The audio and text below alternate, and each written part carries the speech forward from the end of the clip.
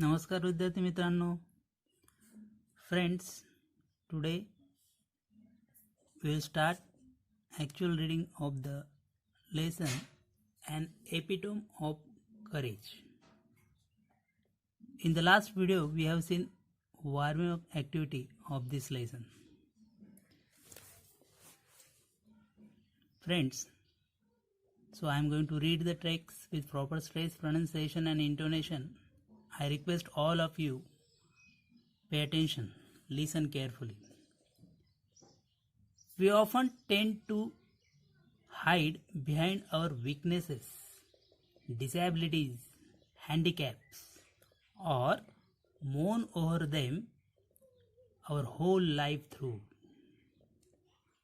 See, बघा मित्र हो, काय म्हटलंय? बऱ्याच वेळा आपण आयुष्यभर आपल्यामध्ये ज्या कमतरता आहेत, वीकनेसेस आहेत, डिसॅबिलिटीज, हँडिकॅप्स आहेत, त्यावर रडत बसतो, कुडत बसतो. See, life time.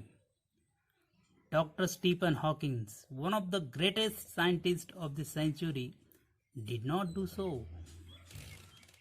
Doctor Stephen Hawking हे जे आहेत ना, या शतकाचे सर्वोत्तम असे अनेक सर्वोत्तम शास्त्रज्ञांमधले, त्यांनी हे असं कधीही केलं नाही. He did not do so. See, in spite of suffering from a very rare and dreaded disease, Dr. Hawkins continued his research undaunted. बघा, म्हणजे अत्यंत दुर्धर अशा आजाराने पीडित असूनही डॉक्टर हॉकिन्स यांनी आपलं रिसर्च, संशोधन कार्य पुढे चालू ठेवलं. इन स्पाइट ऑफ असे असूनही. बघा, फ्रेज आहे. ड्रेडेड डिसीज, अतिशय दुर्धर आजाराने ते ग्रासलेले होते, तरीही त्यांनी आपले संशोधन कार्य चालू ठेवले. Doctor Hawkins continued his research undaunted. His exemplary courage should inspire us to do our best even under trying circumstances. आणि त्यांनी हे जे धैर्य दाखवलेलं आहे ना, एक्झॅम्पलरी, बघा, see the meaning is given, worth of imitation and admirable, म्हणजे लोकांनी त्याचं अनुकरण करावं असं जे धैर्य त्यांनी दाखवलेलं आहे, ते आपल्याला आजही आपल्याला अंडर ट्राईंग सर्कमस्टन्सेसमध्ये कायम कामात येईल. सर्वांना, तुम्हाला, मला, सर्व जगाला प्रेरणा देत राहील. Let's start actual reading. See, this is the information provided here in bracket. Okay, so introduction. First paragraph. Exactly 300 years after the date of the great scientist Galileo, Dr. Stephen Hawking was born in Oxford, London, on the 8th day of January 1942. बघा, त्यांच्या जन्माविषयी म्हटलेलं आहे. Exactly after 300 years after the date of the great scientist Galileo, गॅलिलिओच्या मृत्यूनंतर बरोबर 300 वर्षानंतर या शास्त्रज्ञाचा जन्म झालेला डॉक्टर स्टीफन हॉकिंग यांचा 8 जानेवारी 1942 लंडनमध्ये. See, little did his parents know that one day their little boy would be hailed as one of the greatest scientist of this century. See, little did his parents know that one day their little boy would be hailedचा अर्थ दिला, acclaimed, नावारूपाला येईल, as one of the greatest scientists of this century, या शतकाचा महानतम असा scientist आपला मुलगा होईल हे त्यांना माहिती सुद्धा नसतं, स्वप्नात सुद्धा विचार करणं नसतं त्याच्या आईवडिलांनी. नायदर कुड anybody imagine that his mind would soar up into space like light. म्हणजे काय, बघा, की इतक्या मोठ्या प्रमाणात तो असा विचार केला, त्याचं मन असं विचार केलं, हे सुद्धा माहिती नव्हतं, कोणीही इमॅजिन केलेलं नव्हतं की डॉक्टर हॉकिन्स असं करू शकतील. सी, मोर इम्पॉर्टंटली, नन कुड predict that he would be the very epitome of the courage. बघा, epitome of the courage, epitome of courage. म्हणजे धैर्याचं एक प्रतीक असं कोणीही भाकीत केलेलं nobody has the idea that he will become such a great scientist and prove to be an epitome of courage for the centuries for all of us. कोणीही विचार केलेला नव्हता. एपिटोमचा अर्थ इकडे मार्जिन्समध्ये दिला आहे. A very fine example of something. Next paragraph. Courage is a wonderful thing. It is that quality which makes people not lose heart when faced with a great calamity. बघा, धैर्य ही अशी विशेष गोष्ट आहे. Wonderful thing, it's a wonderful thing. धैर्य ज्याला म्हणतो आपण, courage. It is that quality which makes people not lose heart when faced with great calamity. करेजचं एक्सप्लेनेशन दिलेलं आहे. When we are in danger, what helps us? Courage. Courage helps us. Courage. Courage that makes people not lose their heart and face that danger. It would not be an exaggeration to say that Dr. Stephen Hawking,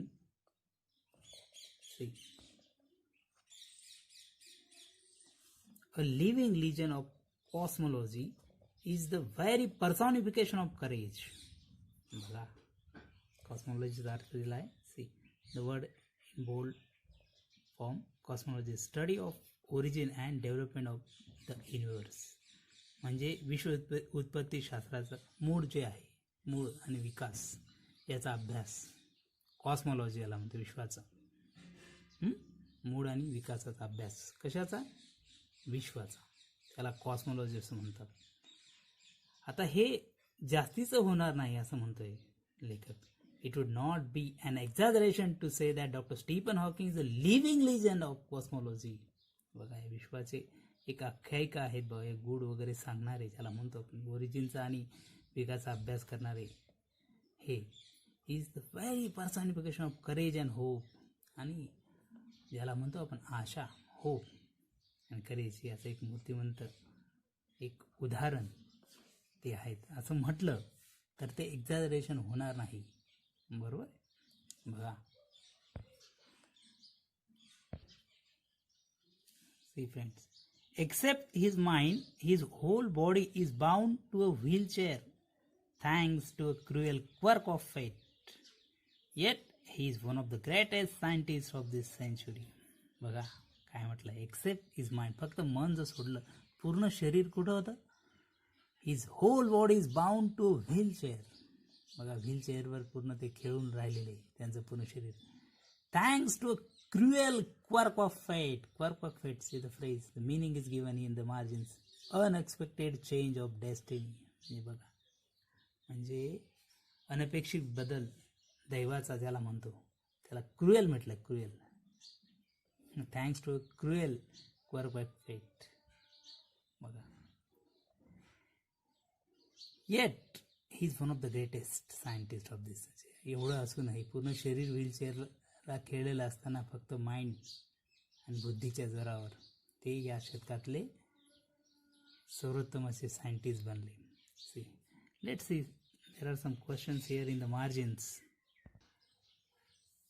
बघा मित्रांनो, marginal question. First, see, what did Stephen Hawking's parents fail to know about him. बघा, आता याचं उत्तर ह्याच पॅराग्राफमध्ये असेल. इथंच आपण बघितलं काय, what did Stephen Hawkins parents fail to know about him. ते तर Stephen Hawkins parents fail to know that their son will become one of the greatest scientist of this century. बरोबर आहे की नाही? One day their son will become one of the greatest scientist. हे बघा, इथून आपण of this century. Next, what is courage? See, इथं समोरासमोर. Courage is a wonderful thing. It is that quality which makes people not lose heart when faced with a great calamity. बरोबर? Next question we will take after reading it. Okay? See friends, an average child, Stephen, grew up to be a normal teenager, full of mischief and lots of love for music and mathematics. बघा, तुमच्यासारखा लहान teenager असताना Stephen Hawking सुद्धा बघा, he was full of mystery and lots of love for music and maths and म्युझिकवर त्याचं प्रेम, त्याला खूप आवडणारे विषय होते आणि खूप जसं खोड्या करता तुम्ही वगैरे लहान मुलं, तशा पद्धतीने स्टीफन हॉकिन्सही होते. तसंच ते लहानपण त्यांचं असंच होतं. Even though his father wanted him to study medicine, he was bent on studying mathematics. त्याच्या वडिलांना वाटलं होतं की आपल्या मुलाने काय मेडिसिनचा अभ्यास करावा, मेडिकल फील्डला जावं असं, परंतु त्यांचं मन मात्र गणिताकडे वळलेलं होतं बघा. He was bent on studying mathematics. The University of Oxford at that time did not have a course in mathematics, so he opted to study physics instead. बघा, त्यावेळेस ऑक्सफोर्ड युनिव्हर्सिटीमध्ये मॅथमॅटिक्सचा कोर्स अवेलेबल नव्हता आणि म्हणून त्यांनी फिजिक्स या विषयाचा अभ्यास करायचं ठरवलं. Next paragraph. At the age of 17, Stephen started noticing that he was becoming increasingly clumsy and even fell down a couple of times for no reason. बघा आता 17व्या वर्षी काय झालं, 17 वयाचं त्यांचं, त्या वर्षी काय झालं बघा, त्याच वेळेस त्यांच्या लक्षात आहे. He started noticing that something unexpected is happening to him. No, see, he was becoming increasingly clumsy, see, awkward, incompetent, बघा, अकार्यक्षम होऊ लागलोय आपण असं त्यांच्या लक्षात आलंय. Even fell down a couple of times for no reason, बऱ्याच वेळा ते स्वतःहून असे चक्कर येऊन ज्याला पडून जातो ना तसे पडून जायचे, ते त्यांच्या लक्षात आलं बघा. See, this perplexed him and he went to see his family doctor, who diagnosed him as suffering from an extremely rare disease, ALS or LOU, Gehrig's disease, that affects the nervous system and eventually weakens all the muscles of the body. See, on the next page it is given. बघा काय परिस्थिती झाली. See what happened. This perplexed him, full of difficulty, confused. He was confused with that physical condition, see, which made him, see, think over it. This perplexed him and he went to see his family doctor. बघा आता कुठे गेले ते condition अशी झाली की स्वतःहून ते पडून जायचे. मग ते आपल्या फॅमिली डॉक्टरला भेटले, who diagnosed him as suffering from an extremely rare disease. बघा, डिसीजचं नाव दिलंय. Name is given ALS or LOU, Gehrig's disease. That was deadly disease, you know. Disease that affects the nervous system and weakens all the muscles of the body. असा दुर्धर आजार त्यांना झाला. त्यांच्या family डॉक्टरने त्याचं डायग्नोसिस केलं. See on the next page. On next page, see friends, Stephen says that even as a child, his muscle coordination was nothing to write home about. He recollects that his handwriting would send his teacher into a fit of frenzy. Nor was he inclined towards sports. Nevertheless, this disease came as a bolt from the blue. बघा, म्हणजे आसमानी संकट ज्याला म्हणतो ना, अशा पद्धतीचं हा आजार त्यांना लागला होता. असे त्यांना आठवतं, ते म्हणतात बघा, ती पण सेज दॅट इवन